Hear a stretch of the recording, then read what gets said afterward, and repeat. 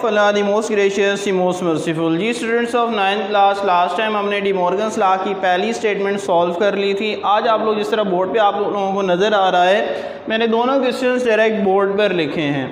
It's means मैं question explain करूंगा, पूरा सॉल्व नहीं करूंगा क्योंकि हमने सारे स्टेप्स सॉल्व किए हुए हैं। ठीक है, क्वेश्चन नंबर 38, यू का सेट लिखा है, ए का सेट, बी का सेट। प्रूव हमने क्या करना है, ए इंटरसेक्शन बी का whole complement equal A complement intersection B complement. It's means आप लोग सबसे पहले लेफ्ट हैंड साइड सॉल्व करेंगे, ए इंटरसेक्शन बी का होल कम्प्लीमेंट। ये किस तरह सॉल्व होगी, इसका क्या मतलब है, u minus A intersection B. आप पहले क्या करेंगे, ए इंटरसेक्शन बी निकाल लेंगे और फिर उसके बाद u में से इसको माइनस कर देंगे। ठीक है, और उसके बाद आप लोग क्या करेंगे, take right hand side. Right hand side क्या लिखी हुई है, A complement union B complement. ठीक है, आप पहले क्या करेंगे, ए कम्प्लीमेंट निकालेंगे u माइनस ए करके, फिर आप b कम्प्लीमेंट निकालेंगे u माइनस b करके, और फिर जो आंसर्स आएंगे उन दोनों का यूनियन निकाल देंगे। तो लेफ्ट हैंड साइड का आंसर और राइट हैंड साइड का आंसर क्या हो जाएगा,